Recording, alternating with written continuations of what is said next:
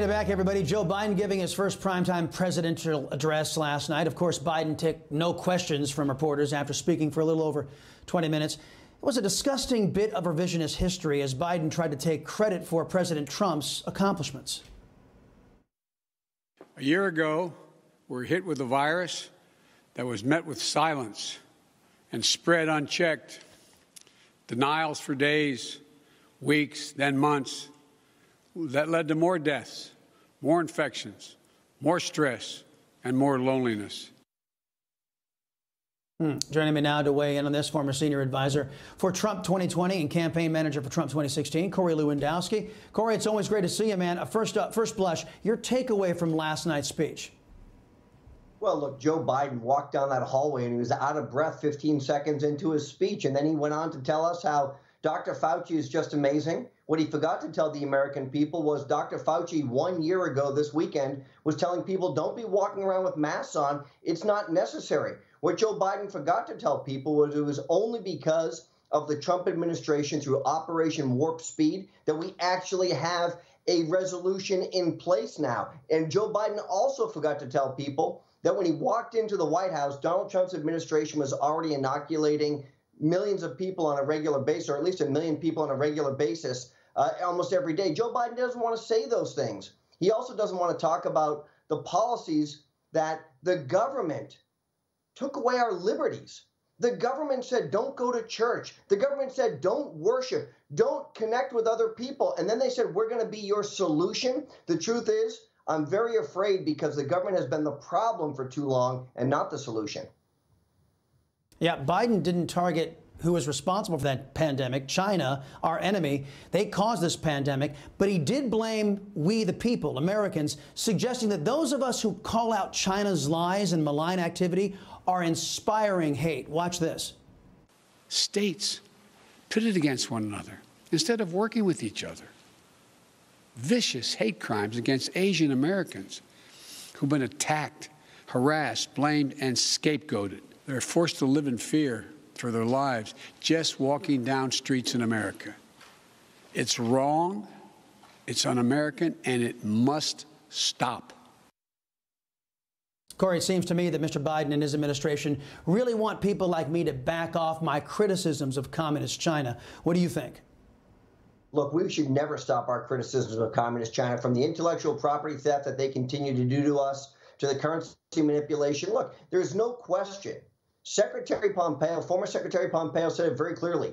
This virus emanated from the Wuhan laboratory. It is now unambiguous about that. What it did is it spread across this planet. China has no responsibility for it. They still won't let inspectors go in there. They never told anybody it was coming. And so they are fully responsible for a global pandemic, which has now claimed hundreds of thousands, if not millions of lives across this globe. Why wouldn't we want to hold them accountable? Wanted to get your in politics, too.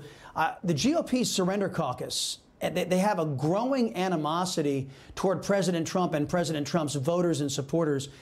What do you make of Adam Kinzinger and Liz Cheney and Fred Upton and these people? What do you have to, what's your take on them? What do you have to say to them? Well, I look forward to beating them in their primaries in this upcoming 2022 election cycle. When you look at Anthony Gonzalez, President Trump has already endorsed Max Miller, a former staffer of his, who's running against him. So Max Miller's going to win that election. I believe Catalina Luff, who the president has spoken with, is going to beat Adam Kinzinger in Illinois. I believe we're going to change the rules in Wyoming so that should multiple candidates run, it'll be the top two vote getters who go through to a runoff, and that means Liz Cheney has to run one-on-one on her failed record in the state of Wyoming against Donald Trump. Look, I look forward to that, and whether it's my organization called FightBackNowAmerica.com, or as the chairman of the President's Super PAC, we are out raising money right now to play in these districts. And this cancel culture of deciding that the president is not the head of the party, that the America First agenda is not what you stand up for, there are consequences for that in Republican primary elections, and we're going to come find you. Darn straight, there ought to be consequences. Wanted to turn now to the crisis at the border. Biden unraveling President Trump's border policies, creating a major disaster on the southern border. House Speaker Nancy Pelosi says concerns about the border are just a distraction. Listen. I guess their Dr. Seuss approach didn't work for them, so now they've had to change the subject. A little bit of a, she doesn't, of course, she hasn't been down to the border, nor does Miss Pelosi actually care to know what's really going on and the harm that's being done to everyday Americans. What do you say?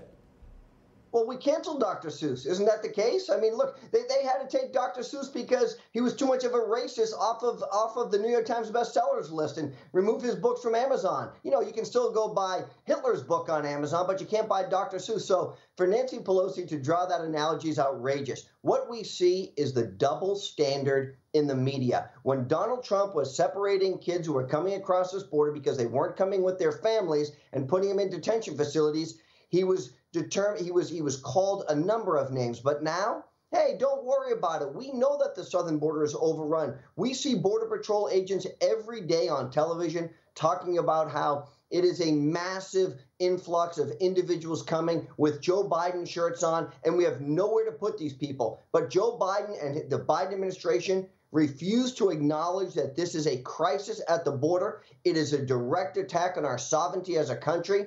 And there is no other country in the world that simply allows you to step across into it with no path forward and say, I now want to be a U.S. citizen. And what we're seeing in Texas, and we saw it last week, was a number of these individuals came across the border. They tested positive for COVID-19. And under the Obama administration rules, they were allowed to just permeate their way into the rest of the country somewhere, with the likelihood of them ever returning for a court hearing being at about zero. I think you're absolutely right. You just made my point that I was making in our preamble tonight, is that this government is more stupid than any other government on the planet. Other governments all over the planet can secure their borders except for Mr. Biden's government. Corey Lewandowski, always appreciate the time. Thank you, sir. Hey, I'm Rob Finnerty. Thanks for watching. If you enjoyed this video, please join the conversation in the comments below. Don't forget to subscribe, too. Hit the bell icon to be alerted to breaking news. And remember, there's a whole lot more on Newsmax TV, America's fastest growing cable news network. Newsmax TV, we're real news for real people.